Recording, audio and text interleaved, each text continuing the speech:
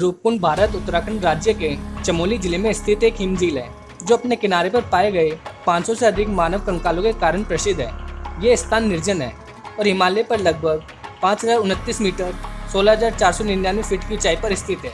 आइए जानते हैं इस वीडियो में रूपकुंड का रहस्य और इसे कंकाल झील क्यों कहा जाता है।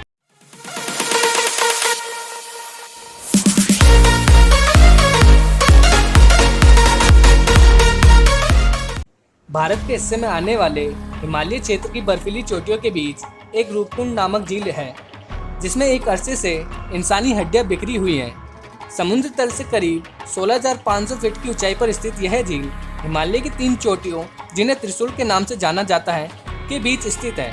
त्रिशूल को भारत की सबसे ऊंची पर्वत चोटियों में गिना जाता है जो कि उत्तराखंड के कुमाऊं क्षेत्र में स्थित है। रूपकुंड झील को कंकालों की झील कहा जाता है। झील में इधर उधर बर्फ में ये हड्डियां दबी हुई हैं।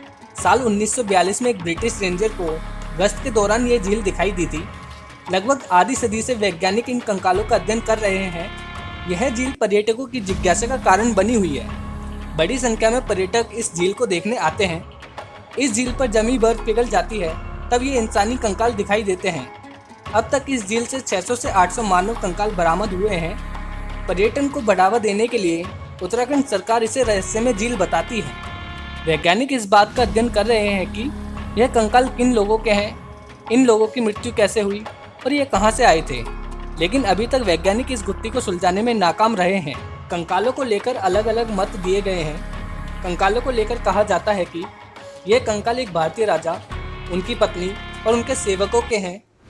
870 साल पहले एक बर्फीले तूफान में ये लोग दबकर मर गए थे और यहीं दफन हो गए थे। वहीं एक अलग मत के मुताबिक इनमें से कुछ कंकाल भारतीय सैनिकों के हैं जो 1841 में तिब्बत पर कब्जा करने की कोशिश कर रहे थे, लेकिन उन्हें हराकर भगा दिया गया।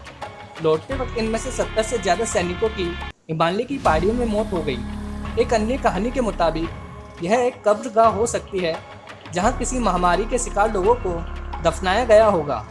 इस इलाके के गाँव में एक प्रचलित लोकगीत गाया जाता है जिसमें बताया जाता है कैसे यहाँ पूजी जाने वाली नंदा देवी ने एक लोहे जैसा तूफान खड़ा किया जिससे कारण झील पार करने वाले लोगों की मृत्यु हो गई और वे ऐसी झील में समा गए।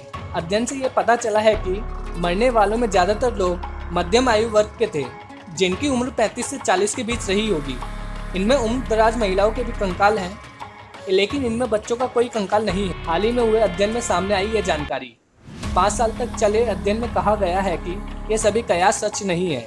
इस अध्ययन में भारत समेत जर्मनी, अमेरिका के 16 संस्थानों के 28 सह लेखक शामिल थे।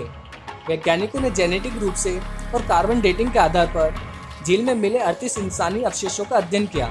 इनमें 15 महिलाओं के अवशेष शामिल हैं जिनमें कुछ 1200 साल पहले के हैं। शोधकर्ताओं ने पाया कि मरे हुए लोग आनुवांशिक आधार पर एक दूसरे से अलग हैं और उनकी मृत्यु के बीच 1000 साल तक का कोई अंतर नहीं है। अध्ययन की मुख्य लेखिका ईडे उइनहार ने, जो हार्वर्ड यूनिवर्सिटी की छात्र हैं, ने कहा है कि इससे वह थ्योरी खारिज हो गई जिसमें कहा गया कि किसी तूफान या आपदा में इन सभी की मृत्यु हुई थी। उन्होंने कहा कि अभी ये साफ नहीं है कि रूपकुंड झील में आखिर ऐसा क्या हुआ था, लेकिन हम ये जरूर कह सकते हैं कि ये सभी मृत्यु किसी एक घटना में नहीं हुई है। दोस्तों, इस वीडियो में इतना ही। मिलेंगे नई वीडियो में नए टॉपिक के साथ। जब तक के लिए जय हिंद।